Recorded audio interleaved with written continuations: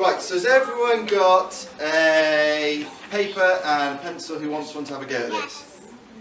Put your hand up if you've got what you need. Put your hand up if you haven't got what you need. That would have been a way better question than my first one. What do you need? Do you need something? Or are you still on the first question? That's okay, that's fine. Brilliant. Lovely, so we're going to look now at illustrations. So, now this sounds really tricky, but I promise you we're going to try and make this as easy as possible. Okay, what we're going to draw is a grandma who has gone parachuting. He's very excited about this. He's definitely keen on that idea. Excellent. So we're going to draw a grandma that's gone parachuting. Does that sound tricky? Put your hand up if you think that's quite tricky. Not the kind of thing you'd probably normally draw. Yeah, so I like to do everything in the absolute easiest way.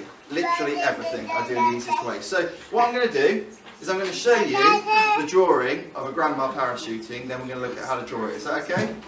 So this is the picture that we're going to draw. Okay? Does that look tricky? Yeah. Yeah? Looks really hard? Yeah? What we're going to do is we're going to see if we can have a go at drawing this and see how easy we can make something that's hard to draw like that, okay? So I'm going to draw at the same time on this board and you need to just copy what I do, is that okay? Now you guys, you might want to spin around that way a little bit just because you might not be able to see. Do you see the board okay? Can everyone see this board okay? Now I'm not very good at remembering how I actually drew things the first time, so I have to draw a little plan to remind me.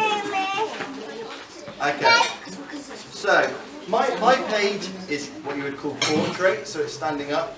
But if you turn your page on the side, it probably gives you a bit more room to manoeuvre and draw things. So I would have your page that way around if I was you. Okay?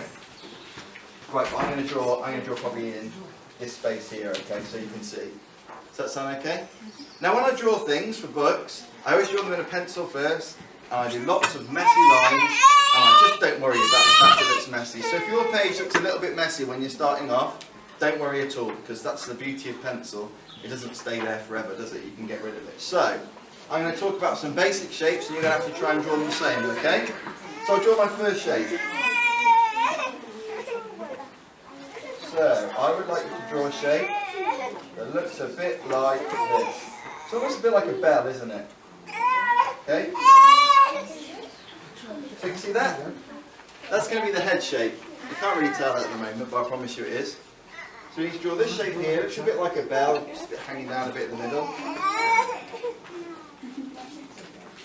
When you're drawing pictures of characters, it's really, the easiest way to do it is to draw big, easy shapes to start off with, and then worry about the tricky shapes in the middle afterwards. So we're going to start off with the big, easy shapes, then we're going to move on to the little trickier bits. Is that okay? Everyone okay? Everyone mastered their head? Draw a head? I like the fact that everyone's obviously taken got a few people taking the very, almost brush-like approach to drawing. Very good, excellent, brilliant, good job. Right, so this is our head.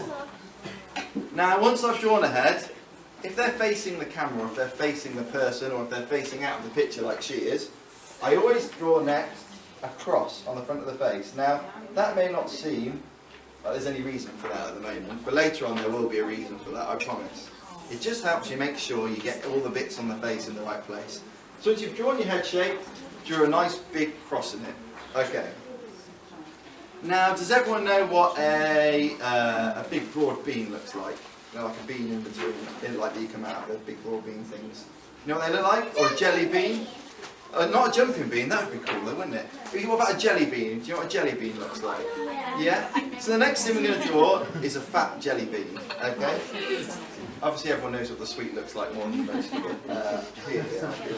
So, we're going to draw a jelly bean. Now this jelly bean comes out of this space here, so it starts across that, when you've got that line across the face there, the jelly bean's going to curl around from there, it's going to come down like this, and we're going to draw this jelly bean. It's a bit like that, okay? So that is our jelly bean body.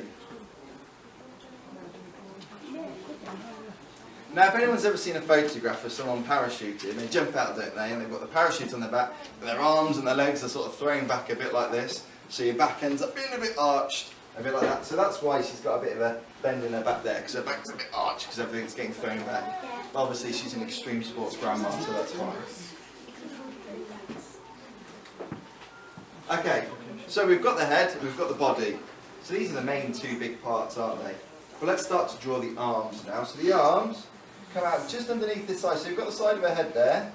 So just under here, we're going to draw an arm that comes up.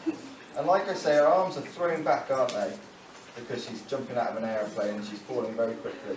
So she's got an arm that's almost like a wing that's got thrown backwards. I start having a little look at everyone's pictures. Super duper amazing. Brilliant.